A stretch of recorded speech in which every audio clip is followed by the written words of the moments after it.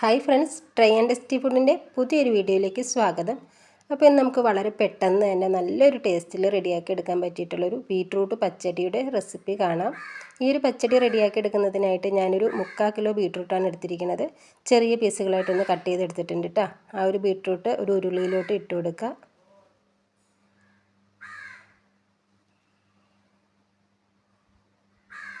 ഇനി ഇതിലേക്ക് ചേർത്ത് കൊടുക്കുന്നത് ചെറിയൊരു കഷ്ണം ഇഞ്ചിയാണ്. അത് ചെറിയ പീസുകളായിട്ടൊന്ന് കട്ട് ചെയ്തത് ചേർത്ത് കൊടുക്കുക.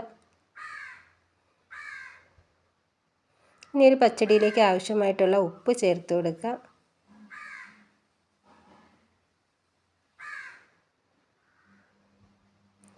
അതിനുശേഷം കുറച്ച് വെള്ളം ചേർത്ത് കൊടുക്കുക കേട്ടോ.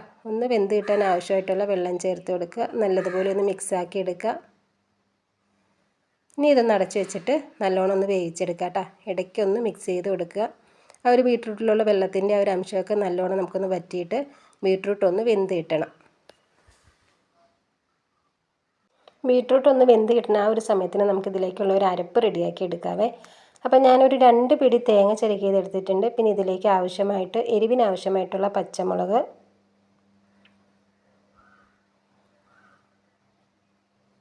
കുറച്ച് ചെറിയ ജീരകം കൂടി ചേർത്ത് കൊടുക്കട്ടെ. അത് നല്ലതുപോലെ നമുക്കൊന്ന് അരച്ചെടുക്കാം.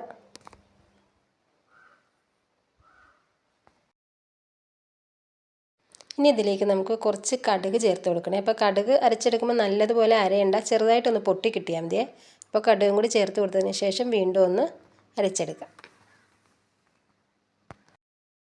ഇപ്പം നമ്മൾ ആ ഒരു വേവിക്കാൻ വെച്ചിരിക്കുന്ന ബീട്രൂട്ടൊക്കെ നല്ലോണം വെന്ത് കിട്ടിയിട്ടുണ്ട്. ഇനി നമ്മളിതിലേക്ക് അരച്ച് വെച്ചിരിക്കുന്ന ആ ഒരു അരപ്പും കൂടി ചേർത്ത് മിക്സ് ചെയ്തെടുക്കുക.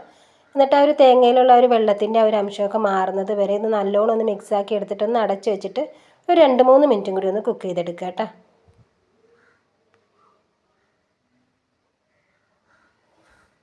ആ ഒരു 2-3 മിനിറ്റ് കുക്ക് ചെയ്തതിന് ശേഷം ഞാൻ സ്റ്റവ് ഓഫ് ചെയ്തിട്ടുണ്ടായിരുന്നേ. അതിനുശേഷം ആ ഒരു പച്ചടിയുടെ ചൂട് മാറിയതിന് ശേഷമാണ് ഇതിലേക്ക് തൈര് ചേർത്ത് കൊടുക്കുന്നത് കേട്ടോ. അപ്പോൾ തൈര് ചേർത്ത് കൊടുക്കുന്ന സമയത്ത് ഒത്തിരി പുളിയുള്ള തൈര് ചേർത്ത് കൊടുക്കാണ്ടിരിക്കണതാണ് നല്ലത്. എന്നിട്ട് നല്ലോണം മിക്സാക്കി എടുക്കുക. അതിൻ്റെ ഉപ്പൊന്ന് ചെക്ക് ചെയ്ത് നോക്കാം കേട്ടോ. ഞാനിതിലേക്ക് കുറച്ചും കൂടി ഉപ്പ് ചേർത്ത് കൊടുക്കുന്നുണ്ട്. ഉപ്പ് ചേർത്തതിന് ശേഷം വീണ്ടും ഒന്ന് മിക്സാക്കി എടുക്കുക. ഇനി നമുക്കിതൊന്ന് താളിച്ചും കൂടി എടുത്താൽ മതി. അപ്പോൾ വളരെ ടേസ്റ്റി ആയിട്ടുള്ള പച്ചടി റെഡി ആയിട്ടുണ്ട്. വീഡിയോ ഇഷ്ടപ്പെട്ടുണ്ടെങ്കിൽ ഉറപ്പായിട്ടൊന്ന് ലൈക്ക് ചെയ്യുകയും ഷെയർ ചെയ്യുകയും സബ്സ്ക്രൈബ് ചെയ്യുകയും നിങ്ങളുടെ അഭിപ്രായങ്ങൾ അറിയിക്കുകയൊക്കെ ചെയ്യാട്ടോ. ഈ ഒരു പച്ചടി താളിച്ചെടുക്കുന്നതിന് വേണ്ടി ഞാനൊരു 2 ടേബിൾ സ്പൂൺ വെളിച്ചെണ്ണ ചൂടാക്കി എടുത്തിട്ട് അതിലേക്ക് ഒരു 1/2 ടീസ്പൂൺ കടുകും ഒരു 4 ഉണക്കമുളകും കുറച്ച് കറിവേപ്പിലും ഇട്ട് കൊടുത്തിട്ട് ഒന്ന് മൂപ്പിച്ചെടുത്തിരുന്നതാണ്. അപ്പോൾ താളിപ്പ് ഒഴിച്ച് കൊടുത്തിട്ടുണ്ട്. നമ്മുടെ പച്ചടി റെഡി ആയിരിക്കുന്നതാണ് കേട്ടോ. അപ്പോൾ ഈ ഒരു വീഡിയോ ഇഷ്ടപ്പെട്ട് കാണുമെന്ന വിശ്വാസത്തിൽ ഇനി നമുക്ക് പുതിയൊരു വീഡിയോയിൽ കാണാം.